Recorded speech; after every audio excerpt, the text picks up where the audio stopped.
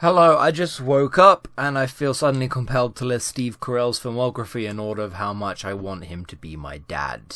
I have not seen the entire film listing. I have not watched The Office. If I did watch The Office, I don't think I'd pay attention to the jokes. I'd just be rooting for severe workplace union reform. So I don't think that show's for me. I don't want an idiot, elite, upper-class dad wearing a suit. I want an elite upper-class suburban dad wearing a sweater, which starts us right off at the top with Beautiful Boy. A film about how you can never really throw away your drug-addicted son. I do not have intentions to become a drug addict, crystal meth, normal meth. Honestly, I couldn't do it to Stevie. So I would hope that bearded Carrell, Daddy Carrell, which by the way is best Carrell, would have so much love in his heart for me. I'd also know I could fuck around and try a couple Class A's if I wanted, but I wouldn't out of respect.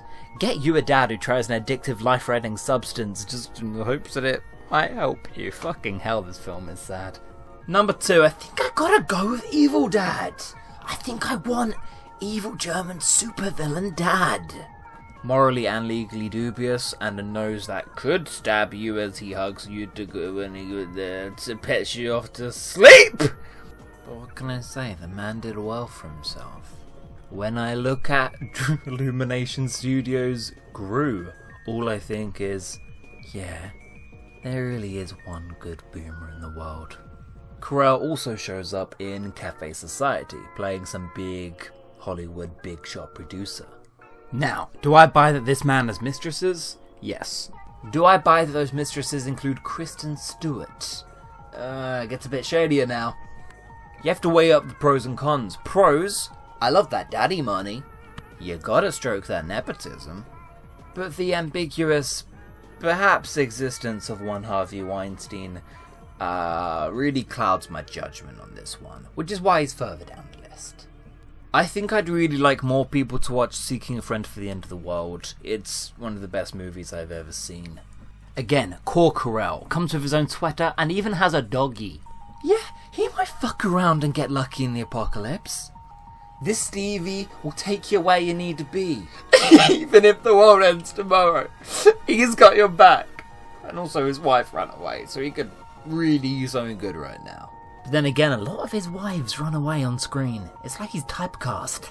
Let's talk about Crazy Stupid Love, a movie in which he snags Julianne Moore. So therefore I imagine I'd also have Julianne Moore as a mother, and that's complicated. But the main problem here is dad can't satisfy mum's needs. I don't want a cuck dad getting bachelor lessons from a Chad. I need a man I can respect, and that's why I really want the guy from 40-Year-Old Virgin as my dad. You know what? Abstinence has done wonders for his soul, but not his chest. This Stevie is very pure. He works hard at his job. He's ready to make changes and adjustments in his own life. I've seen this dad get a lot of flack, but at this rate he's not going to be a dad at all. If this Stevie adopted me, I would take comfort that my dad is engaging in a constant year-round no-nut November. I would encourage it, actually.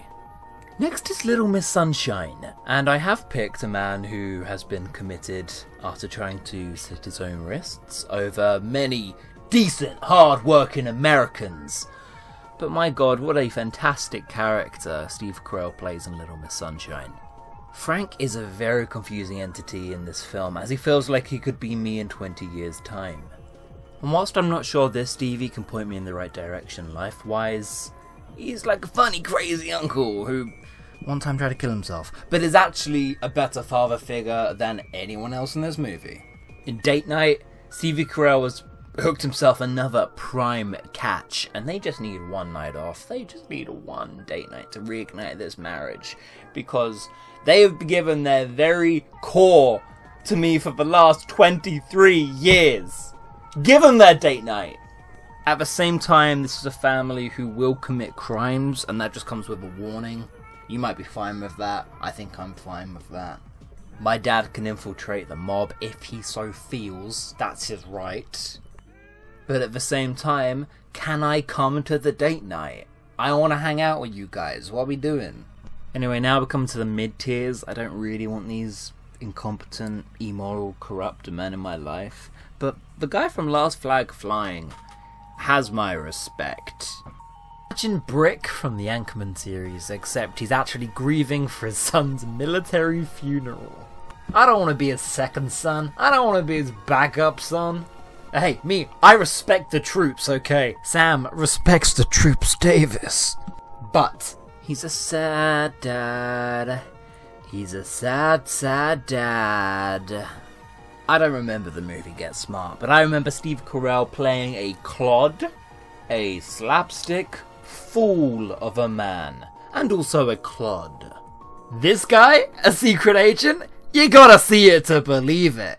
The movie made me feel like I lost brain cells, so imagine a whole upbringing of that. Hard pass. Dan in real life? Dude, get your head off the pancakes! We're trying to eat brekkie! I didn't see Vice, but knowing who he plays makes me... Donald Rumsfeld is one of the most hated US politicians in history. Like, not even the second worst Donald. And that's a high bar. But most of all, I want to stay as far away from the movie Vice as possible. Bail Dick Cheney can't hurt you. Bail Dick Cheney can't hurt you. Next up is Evan Almighty. Look, he's a hard-working dad. He's a famous dad. But when he gets these weird DIY projects, like building a fucking ark, for some reason I am called on to help. This isn't Bible camp, Dad. Then we have the Anchorman movies. Brick would not be a good father. He feels more like a pet, honestly. Then I put his character from The Big Short, which is crazy because he's like the only good person in that movie. But then I think about just sitting down to eat dinner with him and he's just shouting about the fucking housing economy all the time. It's like, dude, come on. It's lamb chops. You don't have to talk about the depths of human depravity. Uh-oh! Is your dad a schmuck? Pull red. Pull. Blink twice if you need help.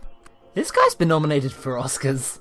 This year, Steve Carell was in a very interesting, different film called Welcome to Marwen, directed by Robert Zemeckis, who can make some fantastic and creepy, creepy films.